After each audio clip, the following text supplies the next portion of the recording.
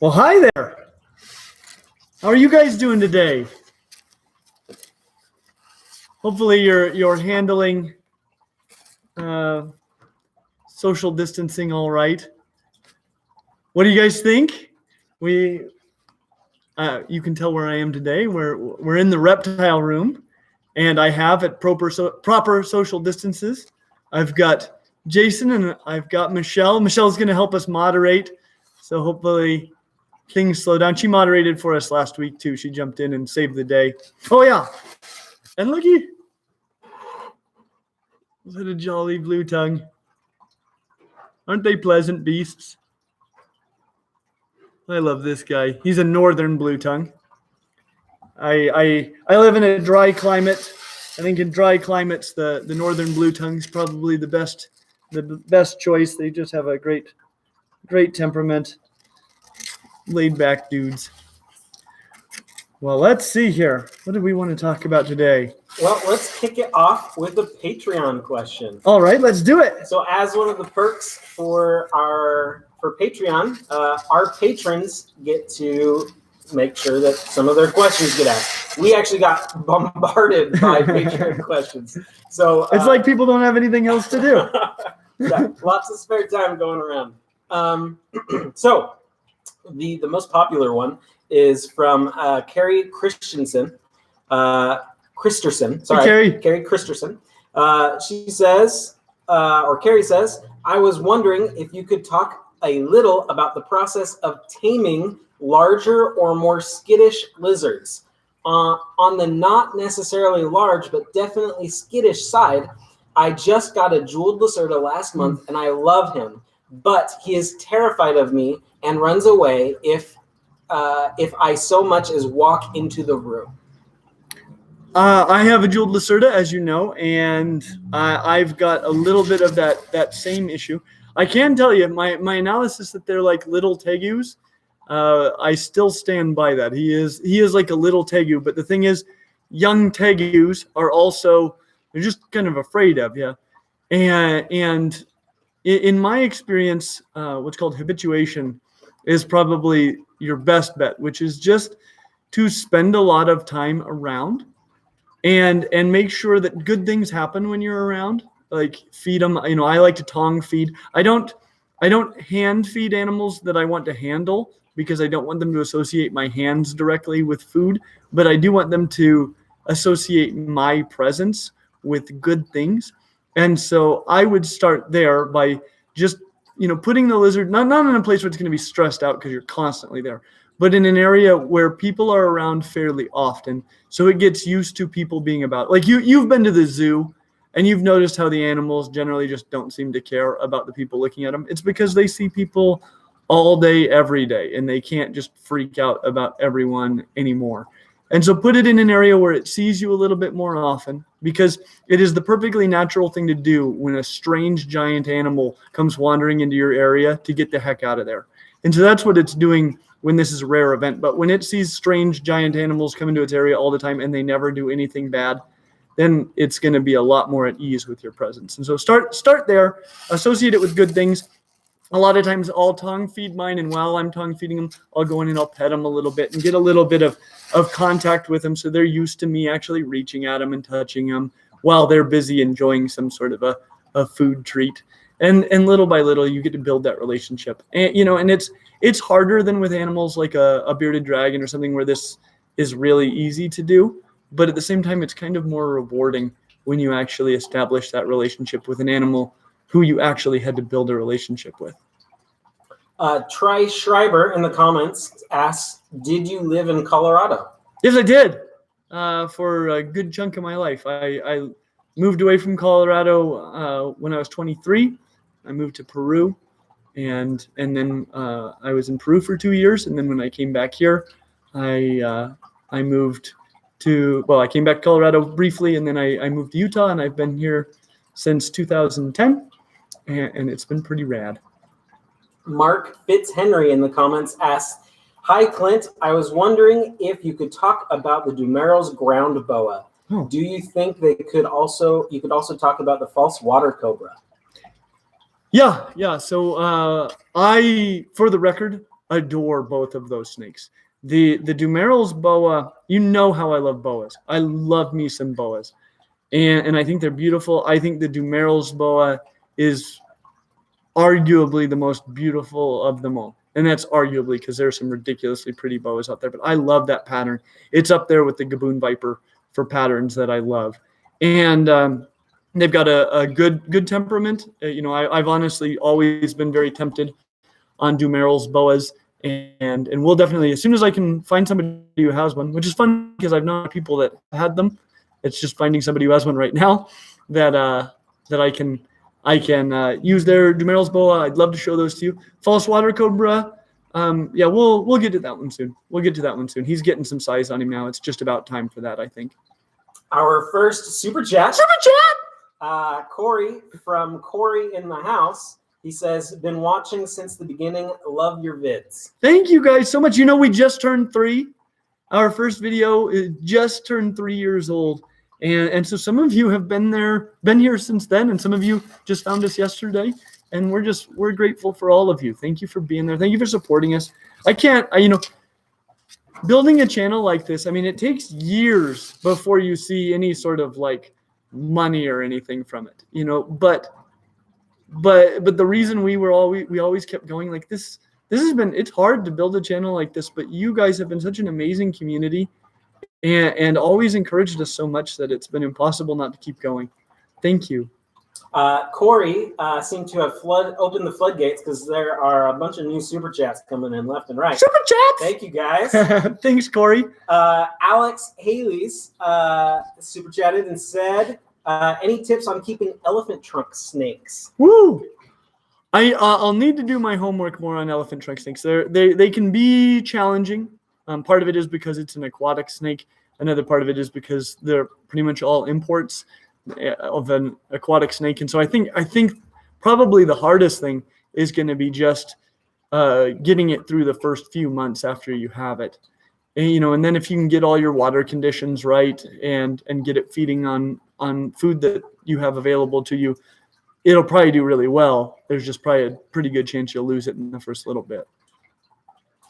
Let's see. Keegan Day also sent a super chat and said, "Hi, hey Clint, I've seen." Oh, it's scrolling. Stop scrolling. I've seen videos on YouTube that Argentine tegus go through a puberty-like stage, and wanted to ask if this is true, and if so, how did you deal with Gus Gus when he went through it? So Gus Gus, if you work with an animal when they're young, they can bite you less hard, which is really useful. So Gus Gus, when he was little, he was really good. The only thing I ever had from him that was anything like a puberty stage was the first few times I took him out in natural sunlight. He lost his mind, and he was coming at me, just trying to kill me. Running on 2 legs, mouth wide open, coming straight at me. I really, it is a blur how I got him back contained. Somehow I did. And, and then as soon as I got him back indoors, he was just like normal. It's just he'd never seen me look like that before. And the next time I took him out, I brought him out in a container, and I cracked that container open. I could see he lost his mind again. And then the third time I brought him out in a container, and I opened it up, and he was just like, oh, hey. And, he's been just great with it ever since. But, he's a big, powerful lizard, and so that is something to watch out for. And, some lizards do go through a grumpy phase, and it's going to vary by individual. Everybody's got a different personality. Can I cover a thing? I know we got a lot of super chats, but last week we got a super chat, somebody asking me about tentacled snakes, and I heard the question, and then there was like a 2-part question. I didn't answer that. Tentacled snakes are awesome. We've got them in our strange snakes video, kind of similar to the elephant trunk snake. It's an aquatic snake, and it's also a generally an import snake. I think somebody has bred them. I know Great Basin Serpentarium is trying to breed them in the future, but anyway, you're going to have issues probably for the first few months. If you can get all your conditions right, they should do really well for you. We should open some fan mail. Fan mail? We should mention, it's been a little while since we've checked our fan mail. And if you guys want to send Clint some fan mail, Clint, where would they go? Where would they look to get the address? Oh, down in the description where our P.O. box is? That's right. And that would be so cool. You know, we're doing a lot of these live streams because, I mean, I want to do these once a week for as long as we are all trapped inside. I want to give us something to look forward to. I got to tell you, I've been happy since last Friday. Just getting to talk to you guys, like, that has lifted me up so much. And it's been impossible not to be excited about the world because I get to talk to you guys. So it's been a while since we opened that mail. Yes, it has. So this is a little it's dated. It's dated. We've been quarantining this. Okay. So this is from Mariah Healy. Yeah. And I actually know Mariah personally. Mariah is awesome. From Reptiles. From Reptiles. Let's see. Oh, it's a happy holidays. Thank you for everything you do to help us build a higher standard of reptile husbandry. We couldn't do it without your support. We look forward to another great year with you. Happy holidays from Reptiles. If you guys don't know about Reptiles, you should go check out Reptiles. Merry Christmas from our reptile room to yours. And see, this is why we had to wait, because we didn't have the reptile room up and going. Now, Merry Christmas from our reptile room to yours. I love it. Thank you, Mariah. So let's jump back over to Patreon. And their patron questions. Yeah, we should have a Patreon squeal or Patreon. something. This is from Cole and Deb Schramm. Cole and Deb were the individuals that we met at Nerd? Tinley. Oh, Tinley, yes. Tinley. And they were like the first patrons we ever actually met in person? In the flesh. Yes, just outside of when we were still waiting outside. Yeah, that was exciting. And then we saw them several times when we were inside. I had such a fun time at Tinley. I'm bummed there is no Tinley so far this year. Our local reptile expo, the Wasatch Reptile Expo, which is, I love it. It's also canceled, unsurprisingly. So you guys are my source of joy now. You guys are Christmas. Since Christmas got canceled. Okay. Cole and Deb say, now that you guys have your own facility, will there be room for a Caiman lizard someday? Keep up the great work. Yeah, honestly, right now, unsurprisingly, our main concern is keeping the room open because obviously it's totally closed. We're not doing any sort of outreach programs or anything like that. But I love me some Caiman lizards, especially Great Basin Serpentarium. A good friend of mine, he just recently got a Caiman lizard. You know, we've got Jason, our friend who has Caiman lizards, like Thorn. If any of them successfully captive breed Caiman lizards, I'm all over that. I just need to get rich, and so I can afford to buy one of their Caiman lizards, and I'm gonna want one because they're amazing. They're amazing. It's just a tegu crocodile hybrid made by a wizard, and how could that be anything but amazing? And it's actually probably friendlier than either of those. And tegus are very friendly. Crocodiles, not so much. Okay, in the super chat, Thomas, every time. I didn't do. You noticed last time I didn't do the super chat every time because Leisha didn't laugh every time. Jason laughs every time, so how can I not do it? Thomas Munier. Okay, so the white throat monitor is a great, really big monitor. An Argentine tegu is going to be an easier pet lizard to keep. I mean, honestly, an Argentine tegu, care-wise, is basically the same as a giant blue-tongued skink that has a much more severe bite. That's pretty much it. I mean, you know, their care pretty darn simple for a blue tongue or an Argentine tegu.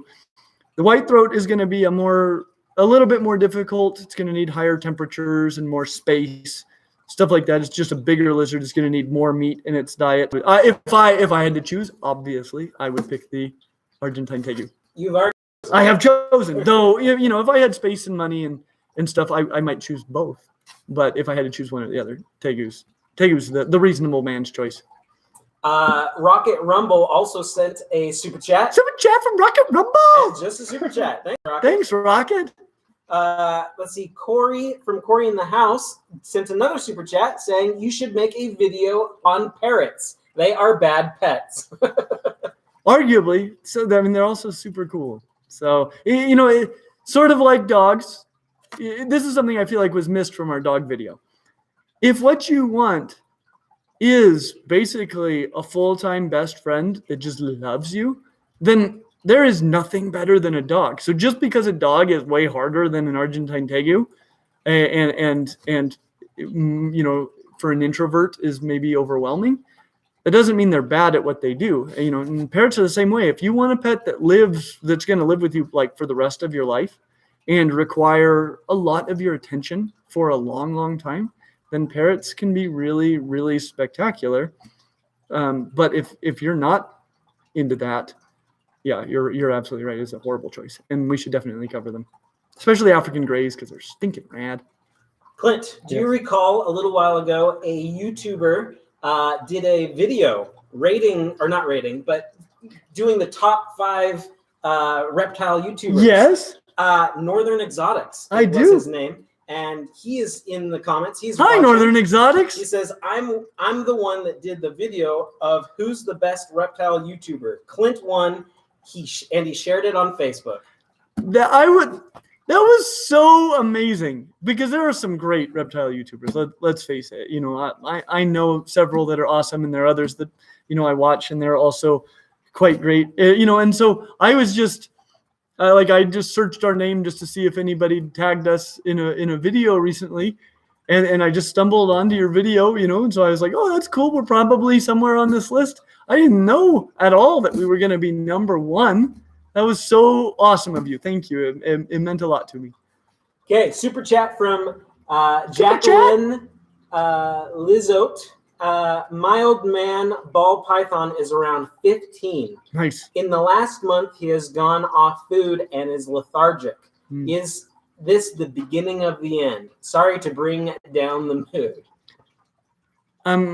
You know, it could be 15's not real old for a ball python. They can live a lot longer than that, potentially. But, you know, here's a thing that I think we don't talk about enough with reptiles.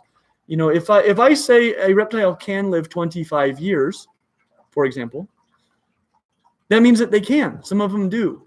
But, you know, people can live 120 years, but most don't. You know, and some people die of, you know, natural and relatively unavoidable causes, say at 50 or younger than that. And so it could be, you know, it could be that he's getting old. But there's also a very good chance, being a ball python for one reason or another, he's gone off feed. You know, check his temperatures. Maybe take him to the vet, especially if you feel comfortable going out and meeting a vet. But take him to the vet and just see, you know, if he's got any sort of respiratory infection or anything that might be affecting his health, because he might live another 15 years for you. Ball pythons can do that. Okay, another super chat from Echo444 says, just randomly acquired a Bismarck ring python. Your experience with the species? Oh, I have seen them, and I know they're stinking rad and beautiful, but I would have to do more research on them before I could give you any meaningful advice. But they're so pretty. So pretty. Sean Bagels from the comments says, hi, Clint. I am a 12-year-old bored out of my mind in quarantine. I am having a hard time deciding whether a blue-tongued skink or crested gecko is right for me. Could you give me your opinion? Yes, I can. The crested gecko is, I mean, it's cheaper. The enclosure is going to be cheaper. The lizard's going to be cheaper, and they're a heck of a lot of fun. The blue-tongued skink, I think for most people, is almost like the ultimate lizard. You know, I personally think tegus are like the ultimate lizard, but they're not right for most people. Most people don't have room for an 8 foot by 4 foot or bigger enclosure, you know, and they're not, you know, that's too extreme. But the blue tongue is a big lizard. You know, it's sizable. You know, you pull it out and people are like, wow, that's a big lizard. Yet, you know, it's got these tiny little legs. It doesn't need a huge amount of space. Care is very simple for them. They've got just great little personalities. You can't miss with either of those as long as you know what you're getting yourself into. So just keep doing your homework. Make sure, of course, that your family's on board, and either of those would be a great choice. Rocket Rumble just sent another super chat for Rocket the Rumble. sake of sending a super chat. You're the best. Christian Thim sent a super chat saying, when are we going to see the reptile room? Oh, well, right now. So this is the reptile room. I still would like to continue to upgrade it. It's just right now we're worried about the financial future of the reptile room. So the enclosures that I've got here right now are largely enclosures that I had in my basement that were supposed to be, or not my basement, they were in my garage. They were largely supposed to be temporary housing until we built their official housing. And so, I'm willing to show that to you. It's just, it's nothing special right now. Well, what I kind of thought is maybe in the future, we'll probably be doing a lot of these. I think I'll probably do a lot of our live streams from here, maybe more of them from my house, just depending on the situation. And maybe we'll set up in different parts of the reptile room and show off different regions in future live streams. I think that'd be a fun way to do it. What do you think? Exotic Adamike also sent a super chat saying, hey, Clint, do you own any non-reptilian animals? Yep. So I've got Theo. He's my dog. I've got an amphibian, and I've got tarantulas, and I've got cockroaches, and I've got black widows and other spiders. Spiders are great. So yes, I do. But mostly simple things except for the dog. Dogs are kind of intense. And there are other mammals I really like.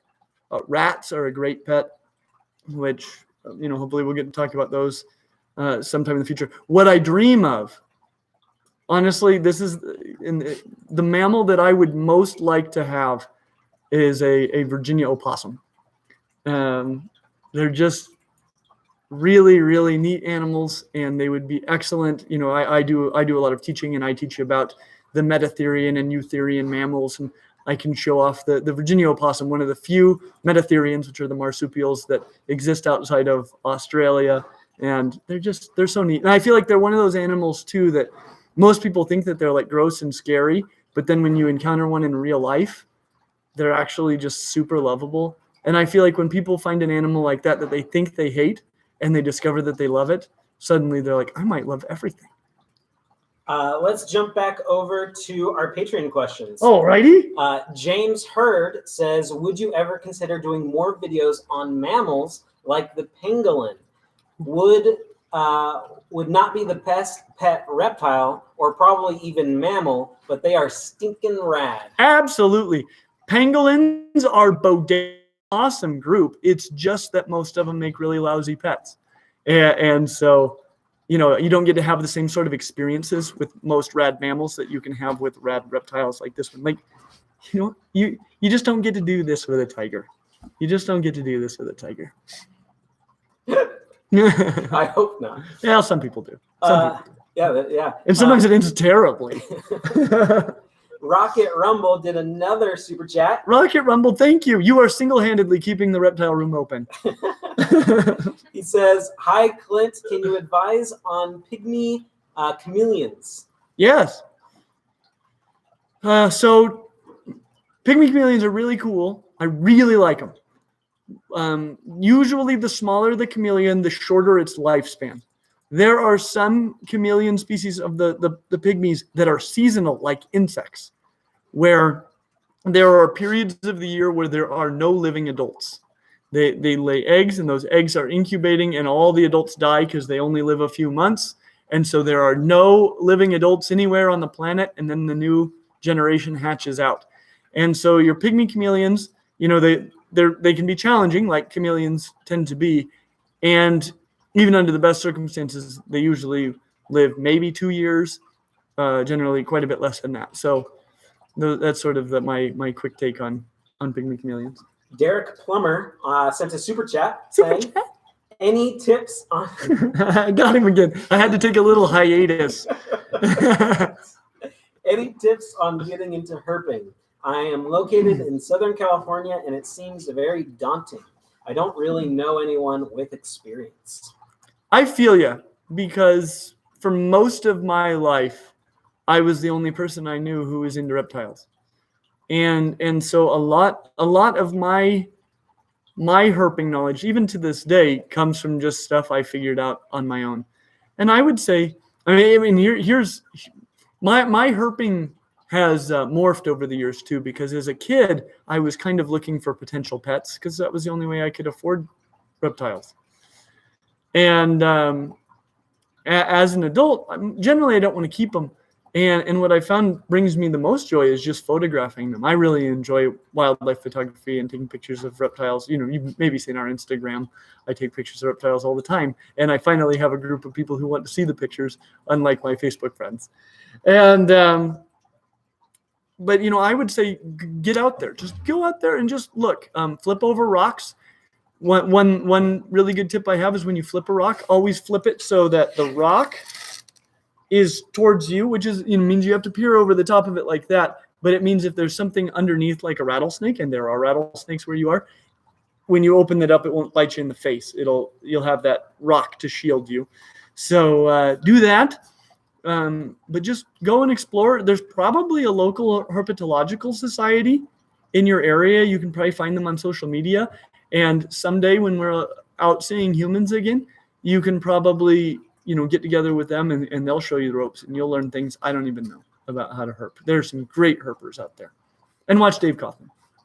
Another super chat from Jeff R37. Hi, Clint. Love your channel. I know most iguanas are terrible pets, but you once said pectinata are good. So why are they better? Oh, so here's the thing about iguanas. Green iguanas are terrible pets for most people. They're not actually terrible pets for all people. You know, sort of like dogs. If you're willing to put several hours a day into a green iguana, it's probably going to be great, except for males during certain times of the year might still just absolutely lose it. And so, but if you're like a really expensive or a really involved and experienced lizard keeper, a green iguana can be fine. I just think there are choices of big lizards that are much better. And some of the, you know, there are actually quite a few great iguanas. Most of them are small. And the pectinata, the big advantage to the pectinata, they've got a great personality, and they're big like this. So they're big enough to be a big lizard, but they're small enough to be a very manageable lizard. And they're really pretty and cool. Like, honestly, they bring you all of the upside of a green iguana and almost none of the downside. They're just awesome. Let's do a Patreon question. Alrighty. Patreon. Matthew Castian says he snuck in 2 questions. No big deal. What do you find is the best way to monitor and manage humidity and temperature in a reptile enclosure? Any recommendations for automated solutions? The second question is, what kinds of objects, if any, would you suggest for reptiles for stimulation in their enclosures? Okay. Humidity is a little bit tough. And it's going to be, what you need to do is going to vary depending on where you live and what humidity is like where you are. Where I am, we're in the desert. And so it's dry. And so things getting too dry is always a problem. The solution is always adding more moisture. You don't want to have it where it's sopping wet, but you know, more misting is usually what's required. Sometimes I'm sloppy with water bowls. That was Dave Kaufman's suggestion. You know, you change the water, you just dump the water out basically on the substrate, and then you fill the water bowl back up. And so that kind of stuff helps a lot if you're in a dry climate. If you're in a very moist climate, you might have a problem with too much humidity, in which case ventilation is going to be your friend. You're always going to want ventilation, but you might even be doing things like putting in computer fans into your enclosure to keep air moving, and so you have more air exchange. And then the second question, what kinds of objects for stimulation? Oh, I mean, honestly, almost anything, as long as it couldn't potentially be ingested or toxic. So, you know, that's the biggest thing. You know, is Gus likes to play with stuff, but at the same time, he's really good at swallowing things that are quite large. And so, like, I'm kind of nervous in figuring that out. So just make sure they can't eat them, because that can cause real problems. Okay. So we got another dated fan mail. Dated fan mail. And this is actually not quite fan mail, but you recall this. This looks familiar. Pull it in a bit. Yeah. This came from Zen Habitats. Really? Yes. So you guys remember Zen Habitats? They had the big enclosure that we built, and we've actually got their PVC one that we'll be building soon. I'm actually thinking about building it for this blue tongue. So let me know what you think of that. It's between the blue tongue and the Aki, but I feel like the blue tongue right now is the one that needs the upgrade. So let me know what you think about that. So okay. Oh, this is also a Christmas time. Walking in a winter wonderland. Wishing you the happiest of holidays. Thank you guys. We really like that enclosure. I've got our bearded dragons in the first one, and infused olive oil. Those look familiar. Why do those look familiar, Clint? These were at your house, weren't they? No. We cracked them open early. Okay, so they were out. They were out. We cracked them open. I didn't know when we had bread. Yes. Here. What were we doing? It was here. What were we doing when we broke bread? Oh, we were playing Frog Night. That's right. So we have already used these, and they were delicious. I just didn't know that they were a gift at all. I just thought Jason really liked him some fancy olive oils. And that was when we played Frog Night. And a while back, I did a poll, and apparently a huge number of you guys don't know who Lilith is or what Frog Night is. And so Lilith is the leucistic king cobra that I handled while at Nerd, which is insane. That's an insane thing. And so you haven't seen our King Cobra video, which is like arguably the raddest video we've ever made. So you should watch that. And Frog Night. We talked about this in that video, but we all got together here because we weren't gonna they sponsored that video, but we weren't gonna allow them to sponsor the video if we didn't like the game, because we are into games. And in fact, during this whole quarantine period, we've been playing games online over what's it called? Jackbox. Or with Zoom. Jackbox using Zoom, and that's how our three families have been playing games together. But we continue to play games, and we had to make sure that Frog Night was actually fun. It's so fun. It is so fun, and we're getting closer and closer to when yours will actually arrive, and it's looking more and more like we might still be in quarantine then. So we have the link in this description too, right? Yes. So yeah, if you don't have it yet, if you haven't already ordered it, you should order Frog Night, and because it's awesome, and the links down there, and you get Lilith. If you know who Lilith is, that will be stinking rad. Otherwise, it's just another character, I guess. Okay, we're all right. Sorry. Super chats. Let's get Super chats. Wow. I am Hudson says, huge fan. Would you recommend an Aki monitor? Yes, I would. Because they're awesome. Okay. Blue Stem. That's enough said. Blue Stem says, hi, any advice? Oh, this is also a super chat. Super chat, too. Any advice on filling out state licenses to keep certain species, like garters? Thanks, these videos are helping to keep me sane. Well, it sounds like you might have a lot of time on your hands, and this is a great time to fill out those state licenses. I mean, I think the biggest thing is just, make sure that you're honest, and I wish you the best of luck. Let me know how it goes. Let's see. Corey from Corey in the House sent another super chat saying, will this help the chameleon lizard effort, as in his super chat contribution? The chameleon lizard? I'm sorry. The Caiman lizard. Yes. Every super chat gets us one step closer to getting a Caiman lizard. Thank you. Gotti Guy sent another super chat saying, in your opinion, what is the difference between advanced, intermediate, and beginner keepers? Keepers? Yes. So if you were categorizing them, what makes them different? I would say, generally speaking, there's a couple things. One of them is enough experience to know what you're reading when you're studying, how to care for something. Because, some like you can talk about temperature gradients and humidity and stuff like that. And, everybody can read those words, but not everybody knows what that means or what you do about it. And to get that sort of experience, I mean, some of it can be that you've had your own animals and you've just been studying for a long time. Some of it could be that you've been working with more experienced keepers. But that's going to be a big thing. Is there are some animals that are going to be difficult for you to get care right because you just might not understand the care sheets when you read them. And I mean, that's just something that comes with experience. Another thing is, and I don't know if this is the keepers so much as the animal. Some animals are much more labor intensive and they're much less tolerant of any sorts of mistakes. There are some animals that you can almost get it and figure it out later. And there are some animals that if you get it and you don't already know what you're doing, it'll be dead before you figure it out. And there are animals that even if you haven't figured out, it means you're going to be putting a ton of time every day into doing specific care for that animal. And that animal care is advanced. It doesn't necessarily mean that it's an advanced keeper. It's an advanced level of care that even if you're a very experienced keeper, you still are going to be putting a lot of time into that animal and you might not have that time. And so just your experience doesn't mean that you want to take on advanced care animals, because advanced care might just not fit your lifestyle. Okay, that's great. The beloved tree sent a super chat saying, "Are you an ent?"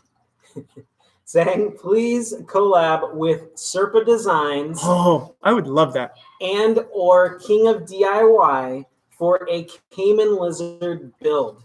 I need that video. Yeah, I need that video to happen too. Yeah, tell Serpa we would like that. That'd be great. Calopsia sent a super chat saying, what is your favorite endangered reptile? Oh, boy. So it has to be endangered. It has to be a reptile. My favorite. Oh, man. I was pretty darn excited recently to see tuataras in New Zealand. Sun gazers are always exciting.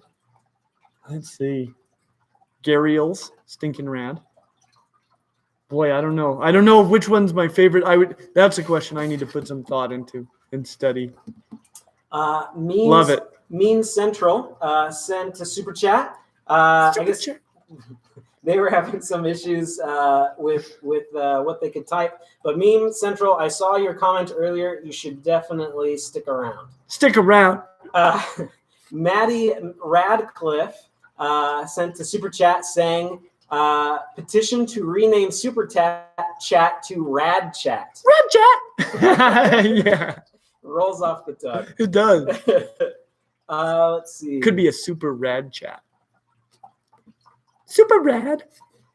Gwen sent a super rad chat. Super rad chat. Saying, I just want to say thank you. We got our first leopard gecko yesterday, and your videos were invaluable when we were making our choice. We love him. Thank you, heart. Oh, that makes me so happy. They're working, and that's exactly what we hope to be able to do for you guys. Clint, if you were to narrow down the goal of Clint's Reptiles, how would you narrow it down? I would say it has two main goals. First goal is to help people make a informed decision about what reptiles would fit what they're actually looking for and their care abilities and their lifestyle at this time. Because picking the wrong reptile can make your experience just horrible, and it can be terrible for the reptile as well. Picking the right reptile can be one of the best decisions you ever make. And I always wished that this tool was out there to help me just see what all the options are and know kind of the pros and cons and make an informed decision as to whether or not it was right for me. And so that's priority number one. And priority number two, I would say, is to, honestly, help people have enough of scientific understanding of things that we can talk about more cool, awesome things that are out there to learn, just to know about these animals and just to know about the world. Because when you know more about the natural world becomes just an incredible place. Okay. Phyllis Wells sent a rad super chat. Rad super chat. Super rad chat. Rad chat. Saying, are there Boyd's lizards in the USA? Boyd's forest dragons? Yes, I think there are some. Probably not a lot. A lot of times, like they come through Europe, and then from Europe they slowly come over into the United States. So I think there are some, and I don't know what the legality is of them. Honestly, in the United States, there's almost everything. Legally in the United States, not necessarily. Which we do not condone. No. Not at all. Deb Schramm, who is a patron on Patreon, who had asked a question. She also sent a awesome super chat. She says, Rad chat. Super rad chat, yes. Rad super chat, saying, this is to thank you for your COVID-19 video. How is your Aki doing? Thank you. And thank you for saying something about that. We had honestly a really, really spectacular video lined up for last Saturday, but we just felt like kind of for that thing number 2, sometimes you just need good information, right? And I feel like just based on the responses we've had, it's really helped a lot of people understand what's going on, understand why they're doing what they're doing, and really brought a lot of peace to a lot of people. So thank you guys for the awesome response. Aki's doing great. Sort of similar to the jeweled Lacerda. He's still a little skittish and a little bit afraid of me, and I'm trying not to push it because, I was getting him established at our house. Now I've got him established here at the reptile room, but he's coming out more and more, seeing me more and more, and we're building that relationship. A super rad chat from Weston Swanson says, hi, Clint. Thank you so much for what you and your channel are doing. P.S. I'm watching your carpet python. I'm watching with my carpet python, and you've convinced me to get a BCI boa. You're in for a treat. And carpet python also stinking rad. Let's see. Dolphin Boy 360 sent a super chat. Are you the one assessing our intelligence? Dolphin Boy? He sent a super rad chat saying, hey, Clint, I want to get a bearded anole. You said they can be handled for a long time, but what is the cap? Also, I have a cat, but I think it's not a problem. Should I get a different starter? Bearded anole is a good one. I would say, for me, and I have a lot of reptiles to cycle through. Obviously, this blue tongue is doing great for the whole time we do this live stream. I would say with a bearded anole, that's probably going to be too much. And one of the ways that you can start to tell, it's going to depend on the nature of your interaction. That anole at some point, there could be a couple indicators. One is if it's feeding, it seems off. Dial down the social interaction. And thing number 2 would be just like if it seems like it's wanting to get away from you now, probably it's time to put it back away. But I would say if you're bringing it out for 15 minutes or something like that, that'd be just great. It'd love that. Well, I don't know if it'd love that, but it would tolerate that very well. Okay, let's hit these super chats. Oh, is this lightning round? It's quasi lightning round. Quasi-lightning round. Yeah. The speed of sound round. Exotic Adam Mike sent a super chat saying, hey, Clint, just one more question. Any thoughts on the African pygmy hedgehog? I have always wanted to get one. How can I convince my parents? I've actually been thinking about making a video on those because in a lot of ways, they're the most reasonable mammal, maybe period. Their care is very much like the care of a reptile. The only thing is, in a lot of ways, they've got like none of the upsides to mammals and all of the downsides to reptiles. So it basically, in my opinion, is a reptile that happens to be a mammal.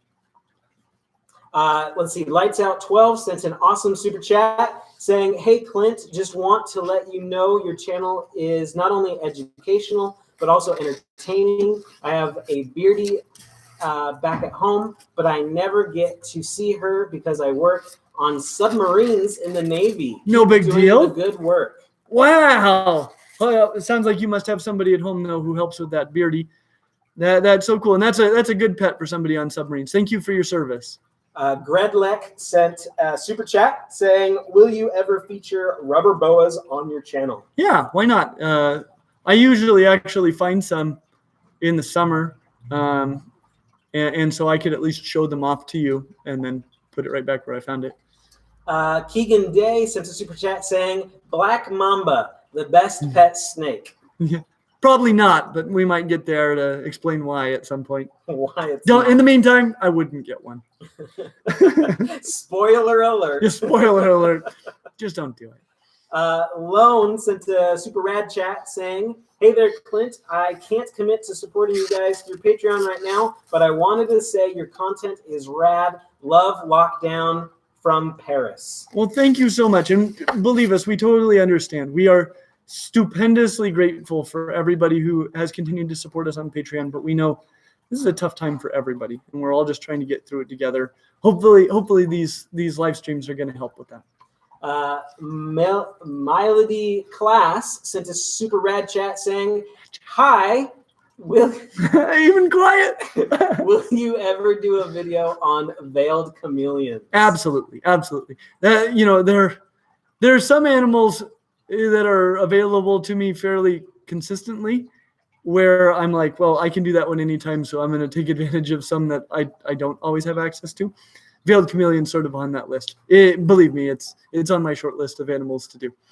Varshil MVH Pets sent a super chat saying, "Do you have any tips on making aquarium videos for my channel?" Varshil MVH Pets, as I went to educate people on aquarium care. By the way, is there any way to make a DIY hand-on back basking area for turtles? That may have been lost in translation there, but okay. So as far as making aquarium builds, yeah. I think there's a real need for that. We may actually get into doing some fish stuff.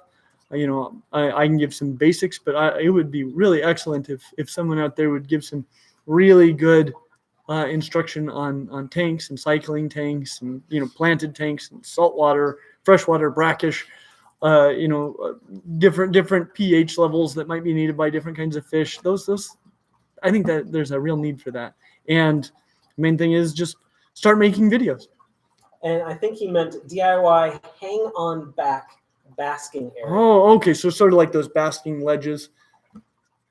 I don't have any particular tips at this time, but I'd like to play with it. Okay. Super chat. Super red chat.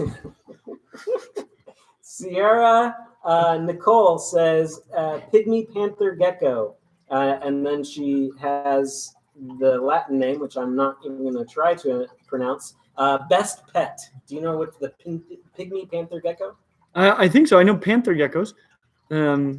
So I'll have to study, make sure I know exactly which one, but I think we should cover that if I can find some to use in a video. Marilyn, who is a patron on Patreon, sent a super chat saying, "Jason, if you get my Patreon question, please don't worry about pronouncing my last name. I know it's a nightmare. Your last name makes me in the ending of our videos where we do the names, it goes to the next line." And so this last one, cool. I shrunk it. Hopefully you didn't mind, but the last name threw me off. But let's ask her question because she's actually next on my list. Clint, if you could have this is her Patreon question. Mm-hmm. If you could have any pet be reasonable or have unlimited space, time, and money to dedicate to it, but the pet can't be a reptile, what would it be? Oh, what a question that is. So it's reasonable. I have unlimited space for it. If you could have any pet be reasonable or have unlimited space, time, and money to dedicate to it. Oh, boy. Oh, boy. Okay, top of my head, pygmy elephant. All right. Here. Or like a sloth bear or something. Yeah, a bear would be pretty spectacular. This is so exciting. I don't even know what to do with it. Too many options. Oh yeah. Oh gosh, I could do this all day. Kamandua. How great would that be? And that's actually not a stupendously unreasonable mammal. Pretty unreasonable. Mammals generally are unreasonable. This is a big unreasonable mammal, but stinking rad. Okay, super chat from Too Soupsy for Me, Maine. How can it get too soupsy for you? Mm-hmm. In the upcoming apocalypse, Oh dear. can I eat the dubia roaches? Absolutely. Absolutely. If you, when I first met Emily, we ate crickets in tacos, and that was fine. She and her father-in-law had not long before that fried up some dubias and eaten them. Yep, absolutely, absolutely. That question actually elicited an audible ew from Michelle. Oh yeah, who she's quite cockroach averse. I think she's coming back, and this is something that's awesome. Is one of our subscribers here locally, actually just before we started this chat, she dropped off at proper social distances. She dropped off a colony of Madagascar hissing cockroaches, which I love them. I can never use them as feeders because I think they're too wonderful as creatures. I have, there's no consistency to which things I think make acceptable feeders and which things don't. I love me some Madagascar hissing cockroaches. Anyway, but I got to tell you, if this gets rough, I'm eating a lot. All right. Another super chat from Derek Plummer. Thanks for answering my herping question. I also do wildlife photography on my Instagram, DP Wild. Check it out if you're interested. Love the channel. All right. Thank you. If you could comment on one of our next Instagram posts and tell me that you're the one that said that, I will go check it. You know, some of you that comment on our Instagram, you'll notice I go and I look at your pictures, and hopefully this isn't creepy, but I'll comment on some of them because a lot of you do really cool things on Instagram. Elijah Snyder sent an awesome super chat saying tips for biosecurity and disease control. Do you test your pythons for nidovirus? Did I say that right? I have not. I quarantine, and I mean I honestly, for a long time, I haven't really been bringing many snakes into my collection. Where I'm really careful is with boas. I pretty much only bring in boas from sources I know well, who also keep ball pythons where the breeding adults were and that are newborns. I'm really nervous about boas, though I love them, and I'm mostly nervous about them because of what they could do to my ball pythons. Milady Class sent a super chat saying, would you ever collab with Go Herping? Sure. I like people. You know, honestly, and like there aren't too many people out there that I would not at least enjoy meeting and talking to. You know, I know there are some people in the reptile community that, you know, they've made very public mistakes in the past and stuff, and people hate on them, and you know, they think that anybody who talks about them or collaborates with them or whatever is condoning everything they've ever done. And I'm not that way. Like, you know, I feel like people can change, and you know, I feel like my role is not to judge people. My role is to give people the best information that I can so that they can make good decisions.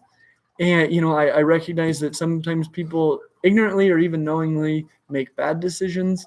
And I don't support doing that, but I do support helping people change their ways. And I'm not saying this about Go Herping at all.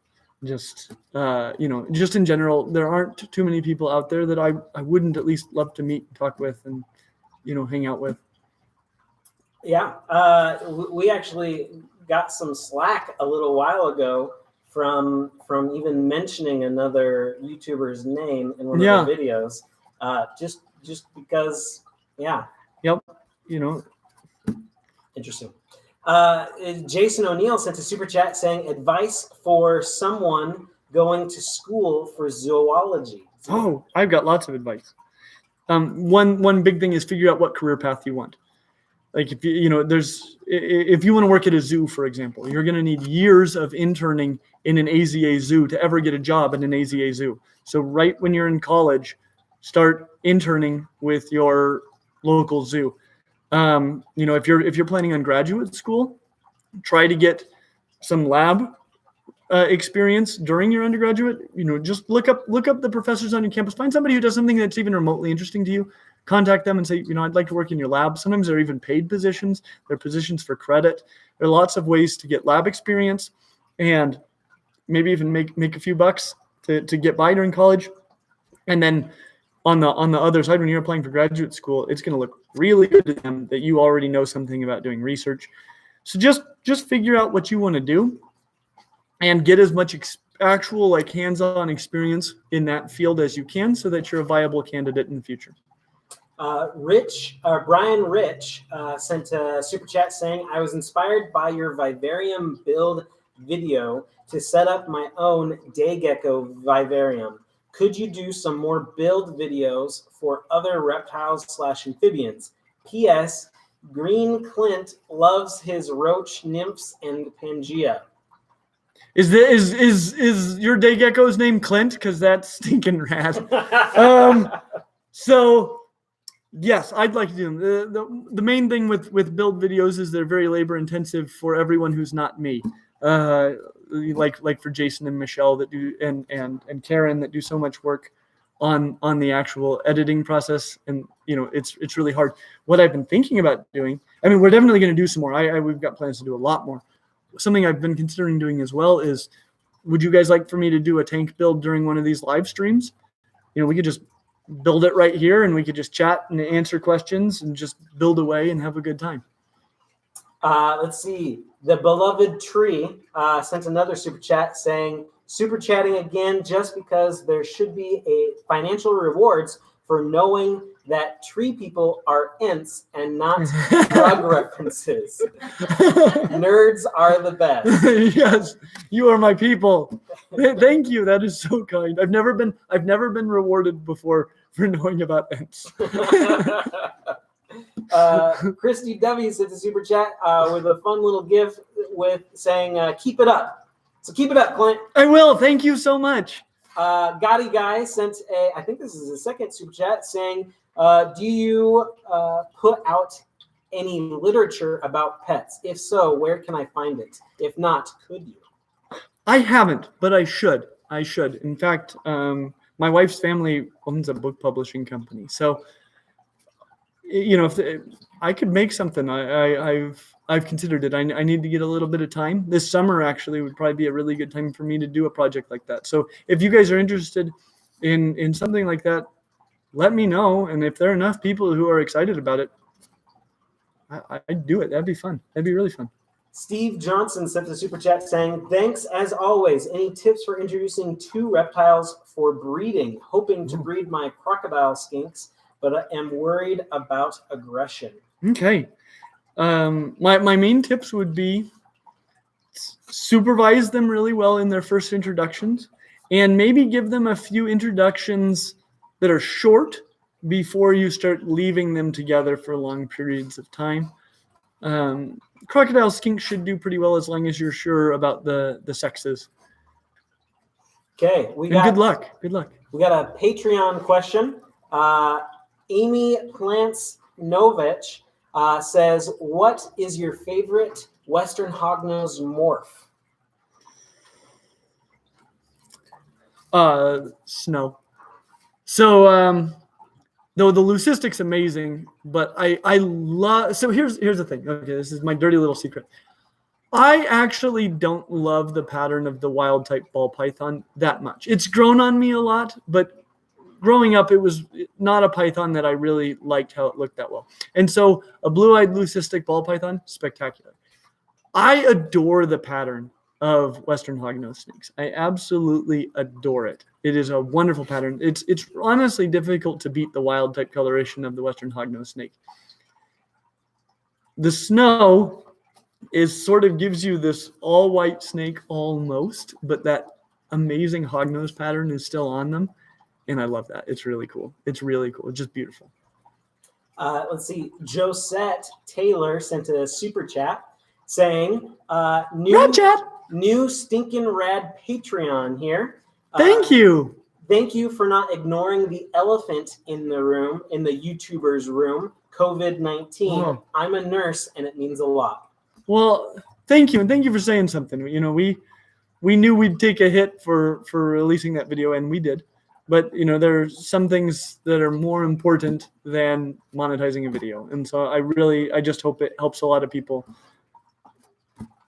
Tyler Lashbrook sent a super rad chat saying, how has self-quarantine affected your ability to care for all of your reptiles? Are you still able to pick up feeders locally, or do you breed?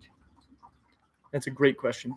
I have, so care for my reptiles so far has been not highly altered, other than the fact that I'm not wanting to go to pet shops. I will tell you, I got a few feeders from a local pet shop, and what I did is I called in advance and I told them, exactly what I wanted, and then I came in and I bought everything and I got the heck out of there, which is, that was as fast as I could do it. I've also been ordering feeders online. For the first time, I just bought crickets online. I do breed my own mealworms, and I breed dubia roaches. And then I order large quantities of superworms online. The nice thing about superworms is they keep for a long, long time. And so, if crickets don't. So ordering crickets online, they're still gonna have to be in operation. And so that's why I made sure I had a few thousand superworms on hand in case, there was a few week period where I couldn't get other sorts of feeders. So yeah, that's what I've been doing. It has definitely altered things, and it's more that I'm planning for the future, and I'm just trying to avoid humans. I really what I've done is I've limited my contact with all humans except for my family, Jason's family, and Michelle's family, and even them, we really minimized our contact. We all pretty much only see each other, and we only see each other at a distance. Okay, Jacqueline Johnson sent a super chat just because. Thank you, Jacqueline. Thank you. Olivia Constantino sent a super chat saying, Clint, do you think ball pythons can make good emotional support animals? Yeah, I do. I mean, it depends on what kind of emotional support you need. But, a ball python is they're such a pleasant animal to interact with. And, they can spend a long time with you because you're warm enough to keep a ball python warm. And so, personality varies. So some ball pythons are not as nice as others, but a lot of them will just hang out with you for a long time. They're very, very pleasant, very, very therapeutic to be with. So it depends on what kind of emotional support you need. If you need really intense emotional support from an animal that genuinely seems to care about you, you probably need it from something like a dog. But if you just need interaction with another pleasant creature, ball pythons are great. They're a really great choice. Maddie Radcliffe sent a super chat saying, I'm a patron.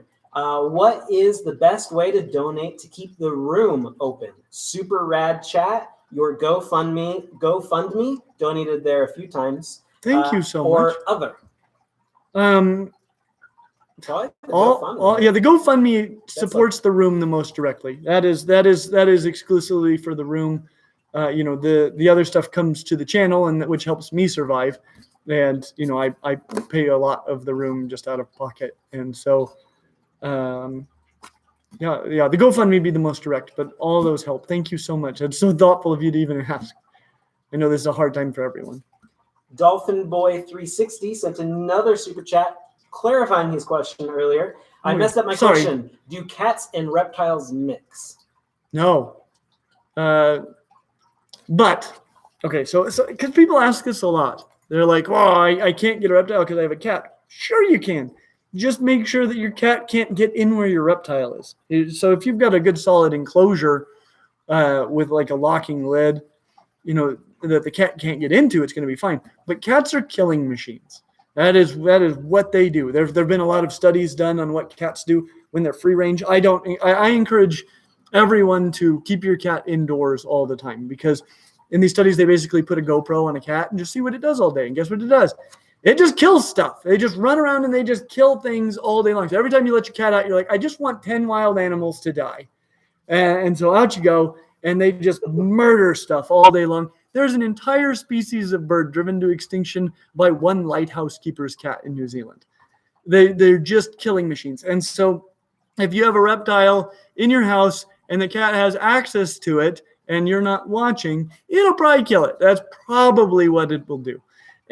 But if you can just keep them separated, which most reptiles should be in their own enclosure, nothing to worry about. Nothing to worry about. Emily, the chat is blowing up. Emily had just barely released a video with unfortunate news. Nearly headless Nick passed away, which is very unfortunate. Wow, I'm shocked by how much that. Did you ever? I have never been so sad to learn about the death of somebody who was decapitated years ago. What a way to put it. But that, for some reason, that's just. That's right. Sorry, did you follow up? Did you ever meet? I think well, I mean, I didn't spend a lot of time with Nearly Headless Nick, but I did get to meet him the first time that I went out there to see Emily, and I had never read Harry Potter. I had seen the movies a long time ago. I thought Nearly Headless Nick was just a tremendous name anyway, and then I read Harry Potter. Much better. Anyway, he will be sorely missed, but I think she gave him the best imaginable shot at life. That's incredible that he made it as long as he did. That's right.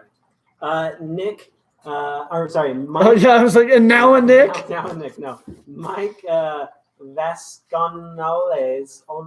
Sorry, Nick. Or sorry, Mike. Wow, I'm just messing up your name left and right. He sent a super chat for the sake of sending a super chat. So thank you, Mike. Thank you, Mike, of unknown last name. Phyllis Wells sent a super chat saying, "Do you have any little human pets, aka kids?" Yes, I have two presently, and one more in the future. That's kind of a pet, but I don't do any of the maintenance right now on that one. And they're delightful. I've considered making a video just scoring the human child based on our 5 categories. Let me know if you think that's a good idea. They're not good pets, but they are wonderful people. Variety Game Cats sent a super chat saying, "People are asking, so while my PC was down, and we will send you info as soon as possible on Pac-Man frogs now that we're back. But what do you already know of them?" What do you know about Pac-Man frogs? Oh, a reasonable amount. My only friend growing up that was into anything, anywhere close to reptiles, he was way into frogs, and he had a Pac-Man frog, and we used to spend a lot of time with it. I know they're actually really great, fairly simple to care for, obviously spectacular looking. It is my understanding that one of the biggest issues with them right now is just that our stock of them is starting to succumb to some inbreeding depression, and so they've just been inbred too much, especially the morphs. So we might need to diversify our bloodlines a little bit, but they're great, and we'll definitely cover them in the future. We have another fan mail. Oh, another fan mail. Here we go. Oh boy, what is this? Okay, so this is from dragonbeak.com. On the back paper, his name is Billy. Billy? Yeah. Billy from Dragonbeak. Dragonbeak. Well, are these like for glass? Stickers. Yeah. They're adorable. Look at them. I think that's our little leucistic ball python, it looks like. And it looks like a pastel to me. Ball python. Ooh, and here's a reverse colors. I love these. These are marvelous. Let's see. And a little note. Hello, Clint. I'm a big fan. I've learned a lot about snakes, how to take care of my ball pythons. I wanted to gift a few snake decals I've designed as a thank you, Billy from Dragonbeak. Hopefully by now you've realized I love artists, and I've always appreciated art. I've always enjoyed doing art myself. That's always been one of my hobbies that I enjoy, and I really appreciate artists. I love all the art that you guys send.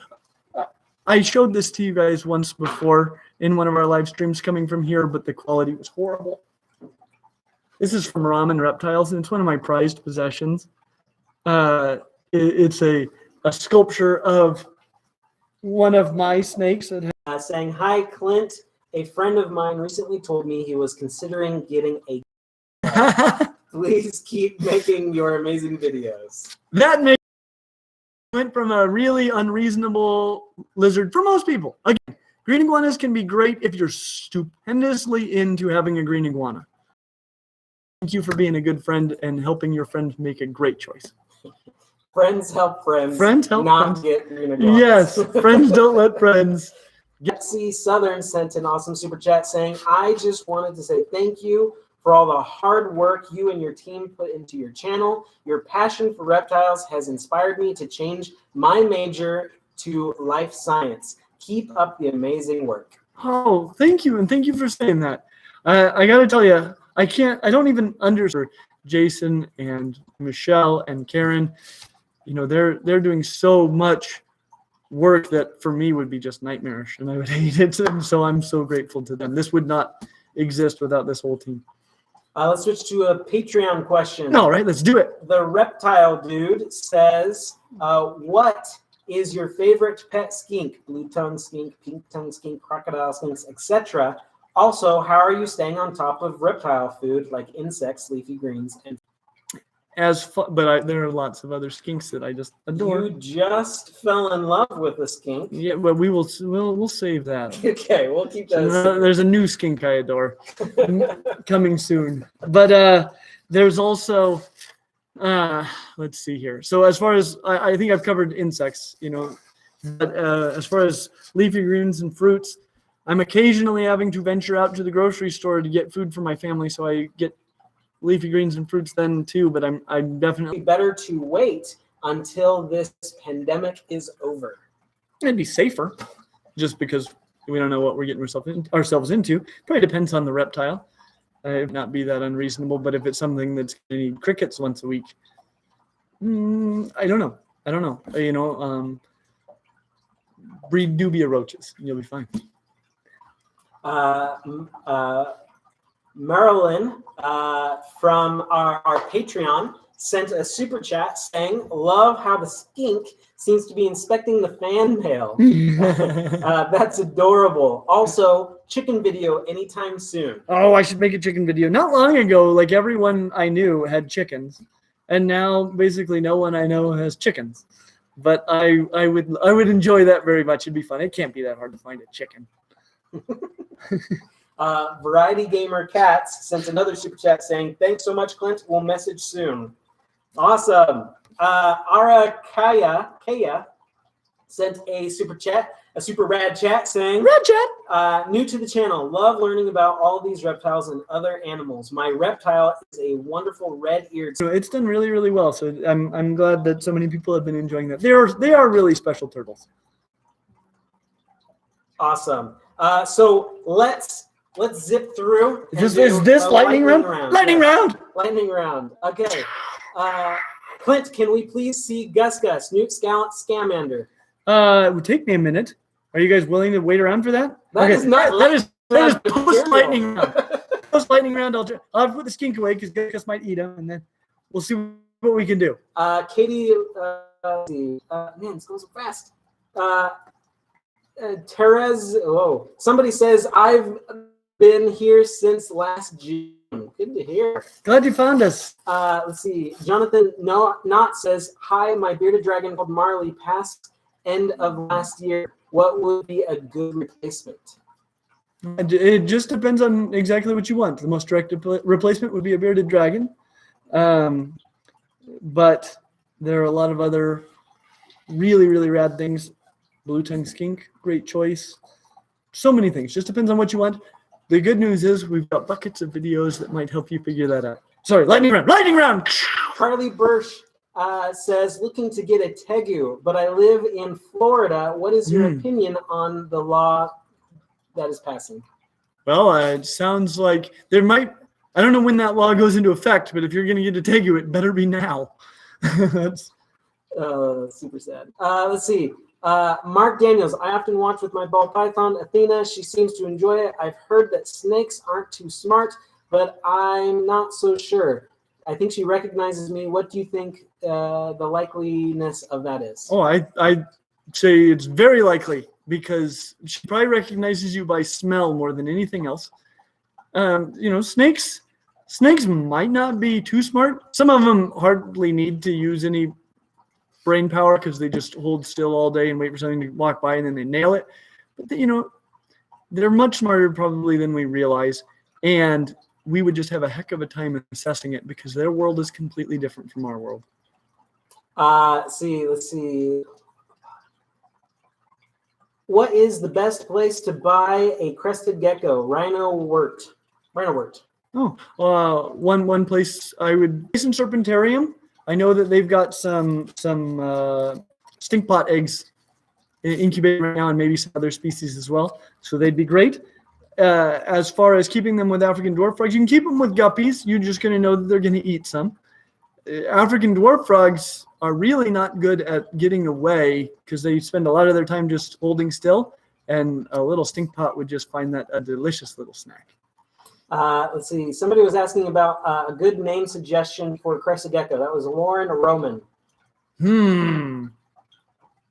I have no idea. Let's see. Toothless. I think everybody names their bearded or their crested gecko toothless. Also, Okay. I mean, yes, it can. It can't live in there. It can fit in one. Jackie Lavelli says, "Have you ever watched?" Instantly, as I probably should to give a review or anything. Let's see. Lee Tethin says, "What reptile would you recommend as a first breeding project?" First breeding project, crested geckos. As long as you have somewhere for the babies to go, they're really easy to breed and incubate. No leopard gecko morph. I own one, and I'm curious if you agree with people's opinions. I have not heard too much about it. I've had super snows. There are different lines of snow. But I haven't personally had any issues with them. But I don't know. I don't know enough about it. I haven't really heard what they even think the issues are. So I'll look into it. Let's see. Chisel 217 says, "What would you name a black and white tegu? TOVAL and TYR tire." I don't know. Another T name. Yeah. Nothing off the top of our head. Tegu. I don't know. Let's see. James Kronjagger says, "Hey Clint, any paludarium reptile?" I'm actually struggling with that myself because you might have noticed I built a paludarium, and right now there's a guppy that lives in it. And definitely there's some frog species I'm considering. I mean, there are some. If it's a big enough one, Shinosaurus would be a great one. The Caiman lizards, if it's colossal. Turtles are a possibility. It just depends on what it's like, really. But something that's semi-aquatic. Water monitors, Dumerals monitors. You just mostly want it to be something that's not going to drown in there and something that can handle the humidity that's going to be in there. And so I've been I think morning gecko might be okay in here, except I don't know what happens if it falls in the water. Like, they're probably a little bit hydrophobic. They might float on the surface and swim to the side, but I don't want to come in there and just find a morning gecko sunk to the bottom. That'd be the worst day ever. Keegan Day says, "Do you know much about waxy monkey tree frogs?" Yeah. They are stinking rad. They sure are. And I've actually got a friend who's been breeding them in large quantities. So it's Gecko Daddy is the place to go. So if you're looking for a waxy monkey tree frog, I think they've got hundreds of them. And I think it's one of the first times that they've been bred in captivity. So do you have Gecko Daddy. How do you say the axolotl? There Axolotl? you go. Do I have one? Yes. No, I don't. Nor have I ever had one. But they're great. People are calling for more fan mail. Yes. More fan We need mail. to check the fan mail. Yeah. And we need you guys to send some more so Send we can more. open it. But you went not terribly long. Not terribly long ago. But So yes. just send a bunch and we'll do it all next week. There you go. Do it. The address is in the description. Yeah. I need a comparison between Dumerils boas and common boas. Why are Dumerils so uncommon? Luke Braun. I don't know. The Dumerils is a little bit smaller, but it's a pretty good sized boa. And when I was researching them, it sounds like they can be a little bit bitier, but still not a terribly bitey snake. I had a friend who got one. His name is Chad Healy. He is not this card, but the other card. He is the husband of Mariah Healy. You put it behind you. And back here. So Chad is Healy from Reptiles. He got one on my recommendation because they are amazing. And it was a rescue, and eventually it bit him in the face and left a tooth in his nose. So I can tell you that they can be a little bit bitier, just slightly different care requirements, but real similar. Spoonge RI sent a super chat saying your rose looks like a Concepcion. It is. Do you know? So I bought it as a Concepcion tarantula, and then I started doing more research, and it's sort of questionable as to whether or not there's really a difference between a Concepcion tarantula and just other Chilean rose hares. So I've been just considering a Chilean rose hare. If you can tell me how to distinguish them, that there is a real difference, I'd be really interested in that, because I did buy it as a Concepcion. Okay, I think we have held off the Gus fanboys for long enough. And we've run pretty long, so we probably should let them be free. Let's go get Gus. Okay, yeah. Hop in my chair while I'm gone, Jason. Oh, I don't think so. Michelle? Oh, good crowd. Who's ready for Gus? Let's see this.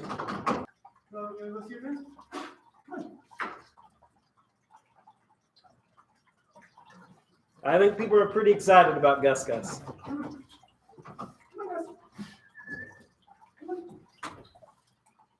boy. Can I grab you now? Can I grab you?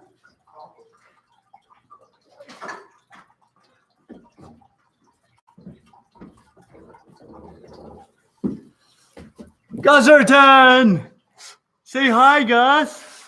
These are your people. They love you. We're thinking maybe another 6 months, and then he's going to become the host. We're just working on this. It'll just be Gus live stream. It'll look something like this. Hi, everybody. He doesn't do super chat, though. That's the one thing we're still working on. Hi, Gus. What do you think of all these peeps? They've come here to see you. They're like, yeah, enough, Clint. Get Gus. Yeah. You having a good time, buddy? He just needs a tie, says Katie Lilo. Oh, that would be so great. I think it's kind of surprising nobody's ever sent us a tie. That is a very valid little Gus tie. Yeah, if anybody should be advertising with this channel, it's a tie company. Okay, roll over, Gus. I think he's ready to. He's like, I'm done with this. I'm not a circus pony. We got a super chat from Liana Lategan. Wow, sorry. Saying, have you been to South Africa? Wild Wonders. I've never been to South Africa. I've been to Peru, obviously, and I just recently got to go to Australia and New Zealand and the island of Niue. And I did film my reptile exploits while I was there. Someday I will get around to organizing all of that so I can get it to you guys. But I haven't been to South Africa. I'd love to go. Not right now, though. We got a super chat saying from Omar Y saying, hi, Clint. What do you use for Gus's enclosure? I've been looking into wood, PVC, and grow tents. I plan on getting a tegu this summer. My blue tongue Frank and my blood python Trin say hi. PVC bottom, and so it was starting to rot the bottom, and so I added the shower board when I rebuilt the enclosure when I moved it over here, and works great. But if I had the money and access to PVC would have been way better because it's just less maintenance, and it's fire resistant, so definitely a bonus. Where do you want to go, Mr. Gus? Should we call it? We probably should. Hey, Gus, what I need you to do is tell them to like and subscribe, and we'll see you real soon. Thank you guys for being here. We love you. Hang in there. Get through this together. Roll over. Good boy. You've had enough. Time to go home. Goodbye. See you next week.